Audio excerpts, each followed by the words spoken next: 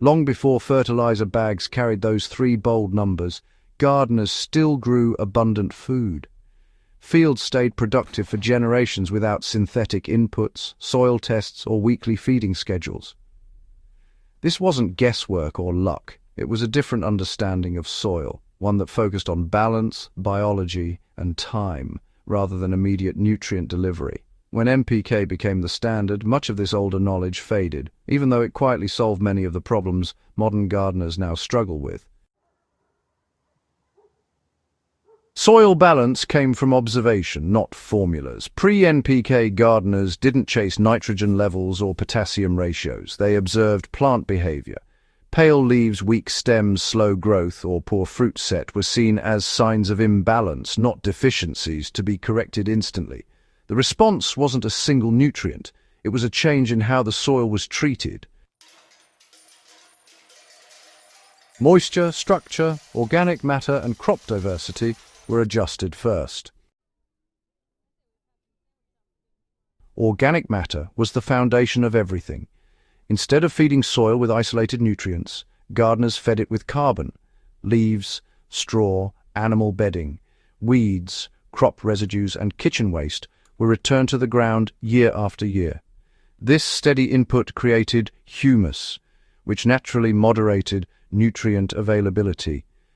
Balanced soil didn't need precision because humus buffered extremes, storing excess nutrients and releasing them slowly when plants needed them. Nutrients arrived as complexes, not chemicals.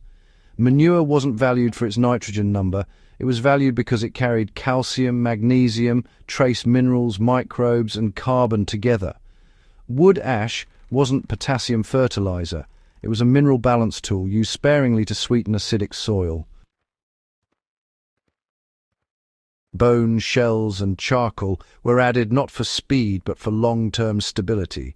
Nothing was isolated. Every input came with multiple elements that interacted naturally. Crop rotation replaced correction. Before synthetic fertilizers, soil balance was managed by what grew there each season. Heavy feeders followed light feeders. Deep-rooted plants followed shallow ones. Legumes were planted to restore vitality, not because of nitrogen fixation charts, but because gardens visibly improved afterward. Different root systems accessed different soil layers, bringing minerals upward and redistributing them through leaf drop and residue. This natural cycling reduced the need for external inputs. Fungi did the balancing work underground. Mycorrhizal fungi were never named, but they were relied upon. Minimal tillage, permanent beds, and continuous organic cover allowed fungal networks to thrive. These networks balanced nutrient uptake automatically, supplying phosphorus, calcium, and trace elements in exchange for sugars from plants. Instead of force-feeding nutrients, plants negotiated for what they needed. pH was adjusted gently, not forced. Soil acidity wasn't corrected with large applications. Gardeners used wood ash, crushed shells, or lime in small, infrequent amounts, often spread over winter and allowed to integrate slowly. Overcorrection was avoided because they understood balance mattered more than speed. The goal wasn't hitting a number. It was keeping soil hospitable to life. Weeds were indicators, not enemies. Certain weeds were seen as signals of soil condition. Deep taproot weeds indicated compaction or mineral imbalance. Nitrogen-loving weeds showed excess fertility. Instead of eradicating them chemically, gardeners cut them, mulched them, or adjusted practices. Over time, weed pressure shifted naturally as soil balance improved. Feeding was seasonal and patient. Inputs were added when soil could process them, often in autumn or early spring. There was no rush to push growth. Nutrients were allowed to mature in the soil before crops demanded them.